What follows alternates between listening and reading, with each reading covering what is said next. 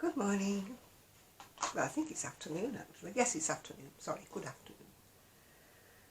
Would say happy Tuesday, except it's raining. I should be singing today, but I just didn't feel like it, yeah.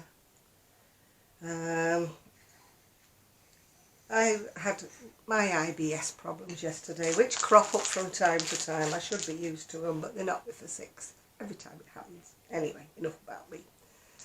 I don't know whether I mentioned the other day, we seem to have gained a mouse. And it loves me because I'm the only one who sees the blinking thing. Anyway, I went in my bedroom last night and the damn thing was in there. And yeah, to my son. And he's going, well, what do you want me to do? I said, get rid of it, get rid of it. And he goes, it's more frightened of you than you are of it. I thought, well, I bet. Do you want to bet? I'm definitely frightened of it. Don't like it at all. Anyway, I think I've shown you my completed, I was going to say completed objects. That doesn't sound very nice, does it? My completed items. I think I've shown them you. I've definitely shown you this one. This one. That one, that one, that one, that one. Definitely shown you that one. And I forgot to take the photographs of the two that Sarah's just finished because I'm stupid like that. And my phone's decided it didn't want to charge up this morning.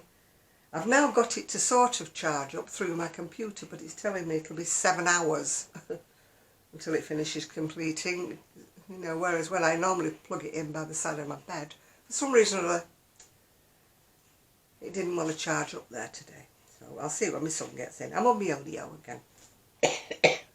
Got a cough, feeling sorry for myself, so nothing really wrong with me, but decided to stay in. Anyway, I finally finished this one. Woohoo! This one actually looks quite nice if you like, well, I would say shunt it down, whatever you want to say, fold it up and wear it as a scarf, because then you get the full variety of the colours, don't you? No good at this sort of thing on camera. I need to be posed. But if you put it round your neck like that, you get the variety of all the colours then. And they're very thin. They're 50% cotton, so they're very thin. And so they're easily squashable. What else have I got today to show you? Oh, I got 4 more bag bottoms. So there's those 2 colours and those 2 colours. Amazon if you're interested. I think they cost me about £10 for 4 of them, so hopefully. They had some wooden ones at Yarndale, but blimey, the price of them. Oh. Anyway, what am I doing now? Well, I started doing a shawl from a pattern that I got from Vicky Brown.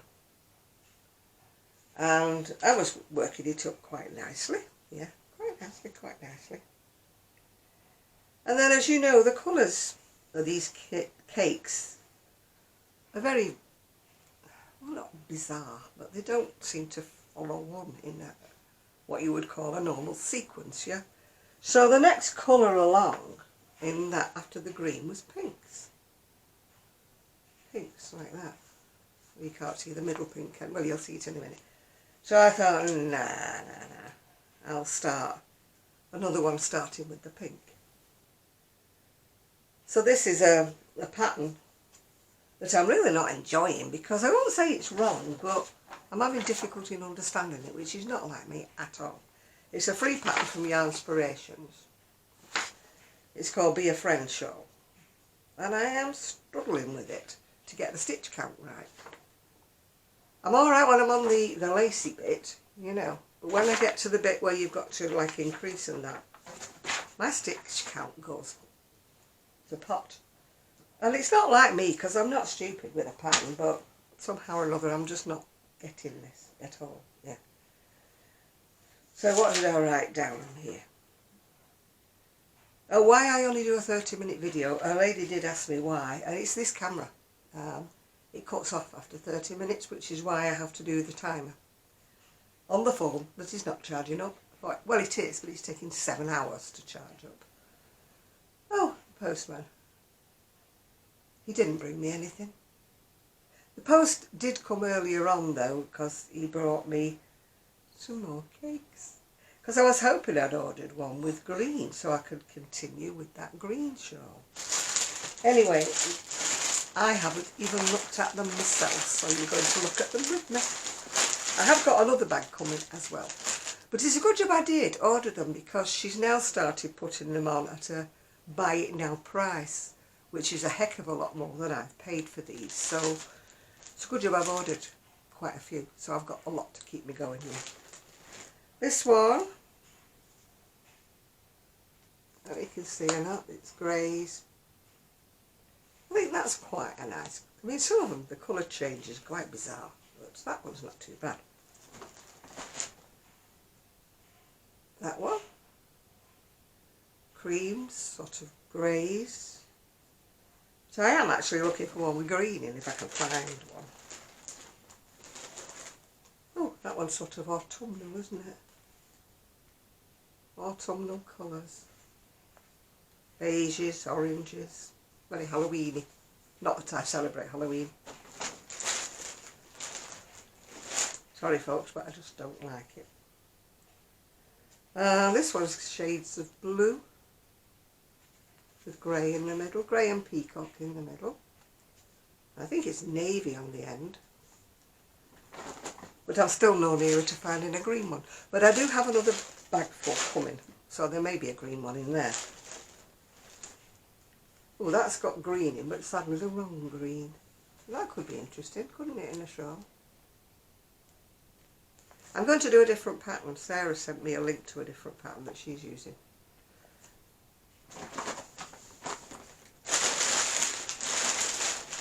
Oh, this one's got green in, but only at the very edge, so I could only pinch a little bit of that, couldn't I? But I wouldn't have put green, really, with all those blues. I'm getting picky now. I'm starting to chop and change, aren't I? Right, I've got another 3 to go. Let's have a look anymore. Oh, this one's lost its label. Well, it hasn't lost it. It's got on a diet and fell out of it. That one's got some green in the centre. I'm going to be picked, you know. If I don't get a green one arriving tomorrow or the day after, it's going to be very much a patchy kind of green shawl, isn't it? Because I'm going to be taking bits out of everything. That one's greys and sort of a turquoisey blue, but mainly grey with a navy in the end. I think there's one very similar to that earlier on, or maybe I'm wrong. Maybe I'm forgetting.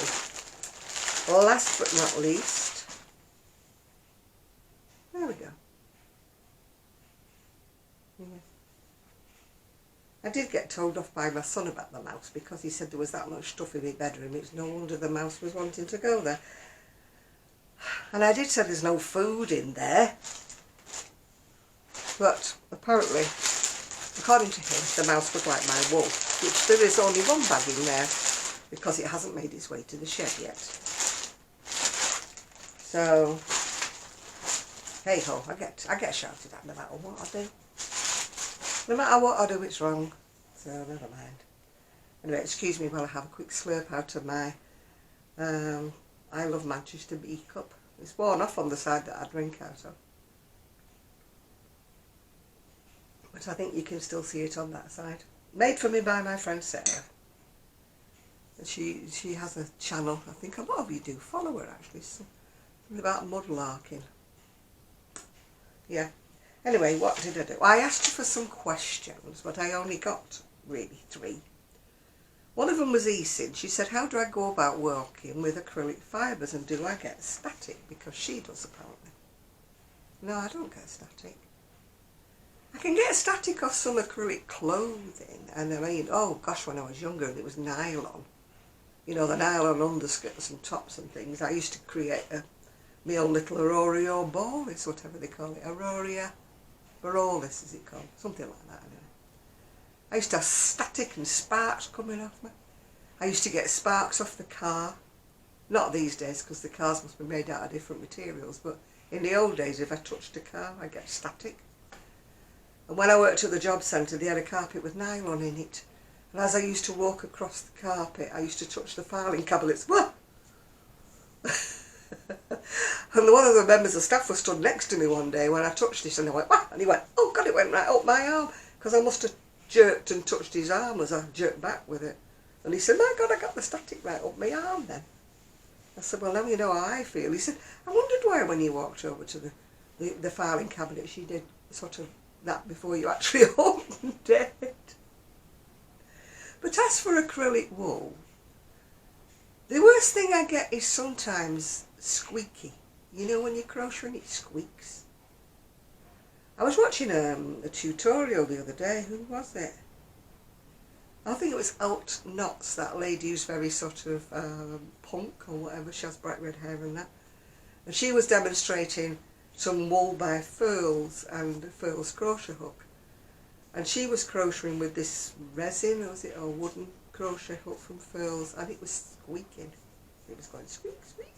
I thought, oh no, you're not endearing me to that crochet hook or that wool because it's squeaking.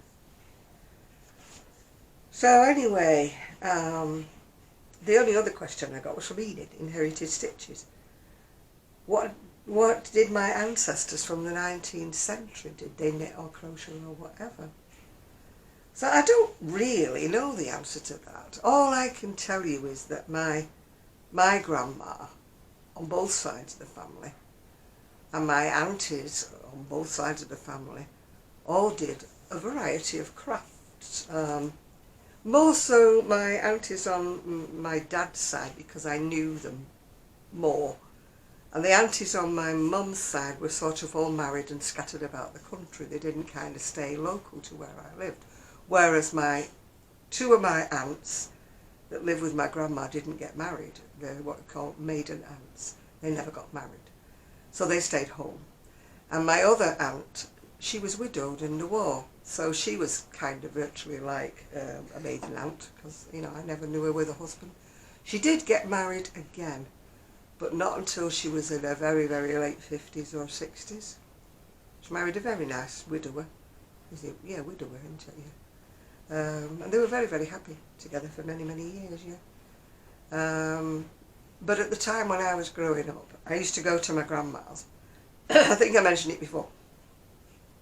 My mum was a hard worker, very, very hard worker. And during the war, of course, when Dad was away, she used to work in the mills and work in the different places like the women did. The women took over the men's jobs. Because obviously the factories and different things had to keep going. And it was where I lived in Royton, it was cotton mill town. We had cotton mills everywhere. I'm sure somebody who lives locally will tell me how many, but there is a phenomenal amount of cotton mills in the Royton and the Oldham area. There was like one at every corner virtually, you know. So my mum used to work in the mill. So before I was born, obviously my brother was looked after by grandma and the two aunts. One aunt stayed at home because she was a tailoress.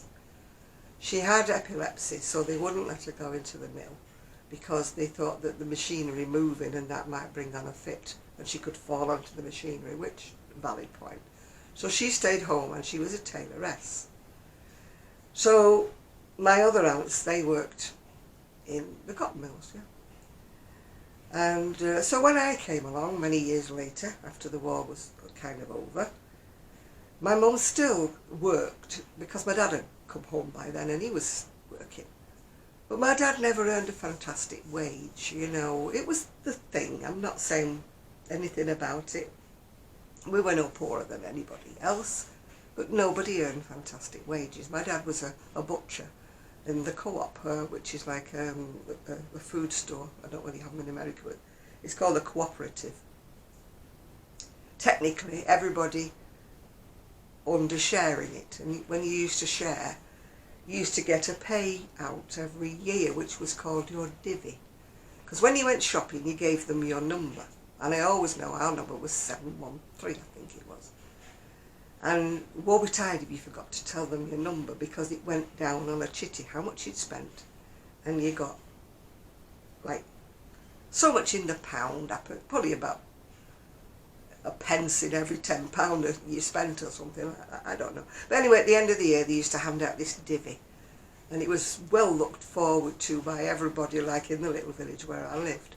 Because it was like a little bonus. It was like a little payout. You didn't get a lot. But oh, can't wait for me divvy, you know. And the co-op didn't do just food. They also did furniture. And they did clothing and shoes. So everything you bought really from the co-op, you got your divvy money on. So that was what it was.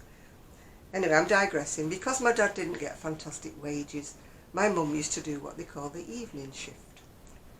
She started work. She would go back in the cotton mills for a while when I was tiny. And then she went into a biscuit works. She worked for Park Cake, I think it was Cakes and Biscuits. And she used to come home with boxes, tin boxes, full of broken biscuits.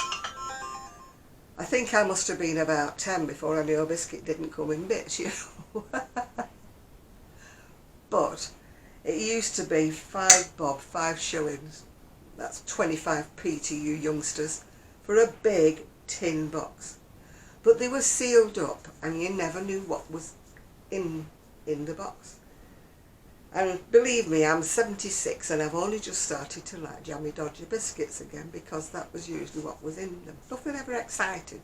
Custard creams, Jammy Dodgers, or very occasionally we would get marshmallows. You know, the chocolate marshmallows? They've got like a biscuit underneath. But the machine used to go a bit awry sometimes, so instead of plopping the marshmallow in the centre, it would plop it off centre, so it would be like hanging off the biscuit. So until they could stop the machine, you'd get all these misfits like going past. And it was the same with the Jammy Dodgers. I don't know whether you know what a Jammy Dodger is. It was a biscuit, and a biscuit on top with a heart shape cut out of it, and in the middle is jam. It used to be jam and cream, but now it's just jam.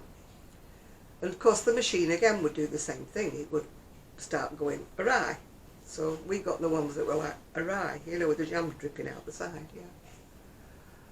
So, but never mind anyway. Anyway, what I'm getting back to is my dad worked very long hours. He worked until 7, which is unheard of now. He'd go to work about 7 and come back home about 7.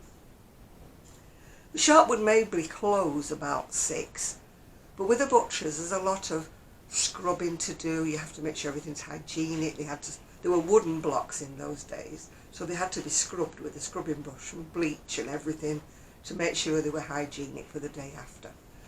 And back in the day, there used to be sawdust scattered on the floor, so that, you know, any drips and bits of meat and everything, yeah. I mean, the funny story is my dad used to wear turnips on his trousers, and the cat used to come running up to him when he came in from work because there might be a bit of mincemeat in his trousers. My mother used to put a piece of newspaper down and he had to sit and empty his turnips on the floor, you know, on the newspaper before he was allowed in the house. Yeah, anyway, so he didn't come in till about 7. My mum would probably go to work maybe 6 till 10, something like that. But it meant she left the house about 5:30. So I was sent up the. I told you yesterday, well not yesterday, the other day when I was doing a video, I told you about the terraced houses that we used to live in. So we lived at 211 and my grandma lived at 201, which, when you think it was all uneven numbers on that side of the street, so it wasn't that far away. It was maybe, I don't know if I can't, my maths is not good, I can't work it out. Anyway, we were, you know, it would be like 201, 203, 2 whatever, all the way down to 211. So go to your grandma's. She'd see me up the flags, she'd see me, wave me up the pavement, yeah, and make sure I'd gone in grandma's. So there was no TV, as I said before, back in the day. And my 3 aunts would sit there and they'd be crafty. I don't remember my grandma so much doing it, but I'm sure she must have done. I just don't remember because she was always quite sickly when I was a kiddie. She always had her bed downstairs. She was never well. I think she had a bad heart or something. Something that probably would have been sorted these days, but you know, back then, back in the late 1940s, 1950, NHS was not what it is now, and you had to pay for things and operations, and there was never much money about, so I presume she just put up with whatever it was she had, yeah. My Aunt Jane, who was the tailoress, Aunt Janey, She used to crochet. She knitted as well, but she was the one who used to crochet. She would crochet the most fantastic fine gloves that she wore to church on a Sunday. Both of my aunts were very religious. I think I said before that my grandma on my dad's side was a Roman Catholic, yeah? And they were very, very religious, my two aunts. And they would never go to church like without their hat on and without these gloves that my aunt used to crochet. Very fine cotton and a little steel hook. Used to take ages to make a pair. And she also used to do doilies as well. So she never had any patience to teach me how to crochet. But I used to knit because my mum had actually taught me how to knit. I knitted my first pair of mittens when at the age of 5, which was a bit upsetting because she only had one ball of wool. Bear in mind they were 1 ounce balls back in the day, 28 grams. So there was only enough for one mitten. Mum never thought I would actually finish anything, so she only gave me the one ball. So I knitted one mitten and I said, can I have another ball for the other mitten? She didn't have one. And I can remember going tears in the wool shop because this poor woman was pulling every ball of wool out she possessed, but we couldn't match it. So that kind of put me off knitting for a little while. But I did rally round because I had a teenage doll. Not Barbie, not Cindy. Way before then.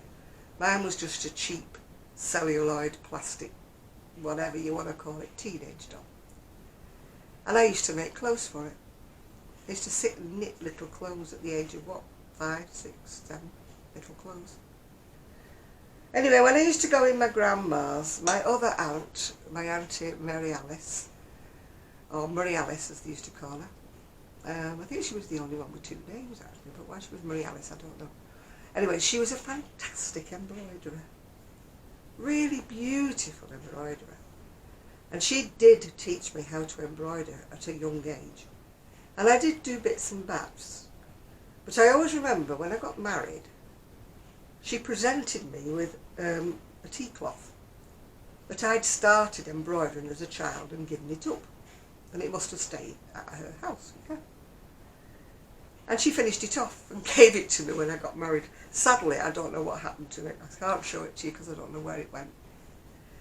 I think it went when I was moving house and I was getting rid of so much stuff because I got so beautiful, beautiful embroidered tablecloths that never made it here. I think they must have got put in the charity shops or wherever, but they never made it here.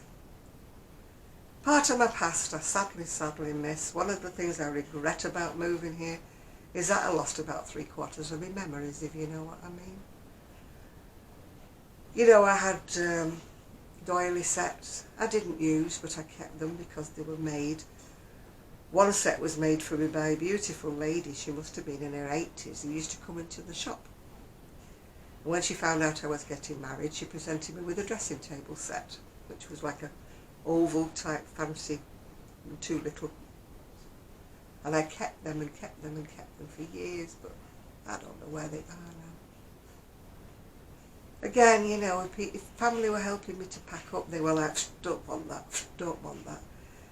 You know, why are you keeping that? And the sad part is it was locked down and it was COVID when I was moving, so a lot of the things I think finished up down the council tip. Didn't even make it to a charity shop. All my son's baby things went, the ones I'd kept. His christening robe, everything that was in the loft. My son tidied out the loft and it all went. He had no value with it. And there was a beautiful circular shawl that my mum had knitted for him that I would have loved to have kept. But that disappeared. This is what makes me upset sometimes. I can't think about it. Makes me upset to think of all the things that went. Sorry about that, but it does. I should have been firmer, I should have been more in control. But when you go from a 3-bedroom house to 2 rooms, which is virtually what I've got here, 2 rooms. This room, my bedroom and the shed. You know, you have to, and my bedroom is like, it's tiny, it's much tinier than the bedroom I had before. Everything's like squashed in it and there's, I can't even show anybody round it because it's that much of a mug. Yeah. When I win the lottery, I'm going to move. I am going to move. My son says, what do you want a bigger house for? I do! I want to spread out. I want room to move and to whatever. This house is way too small for us all. Way, way too small. My son says when I've passed away, he's going to sell it anyway because it's too big for them. Too big for them. It's too small for me. If they moved out, it would be okay, but I can't do the stairs, so it wouldn't be any good, would it, anyway? Maybe I could put a stair lift in if they moved out. But I couldn't afford the house on my own anyway. I couldn't afford the upkeep of my pension. But if I won the lottery, keep your fingers crossed. If I won the lottery, I would have a place of my own. I don't know where I would go. I wouldn't go back to Prestwich. I've lost all contact with people in Prestwich now. But I don't know whether I'd stay here. It's not the best place in the world. Sorry if you're from Fleetwood, but it's not. It's very... on the way down, maybe on the snow. I'm used to nice shops. Upmarket shops. Shops with a bit of class. You don't get that here. Maybe we'd have moved to St Anne's, or maybe we'd have moved to even Polton-le-Fylde or Lytham. But Fleetwood, sadly, no. Where I live is lovely. Where I live is beautiful. But as I said before, miles and miles and miles of concrete on the seafront. All right if you like sea coming in, sea going out, sea coming in, sea going out. Apart from that, there ain't a whole lot to look at. The concrete jungle. That's what it should be called, Fleetwood, the concrete jungle.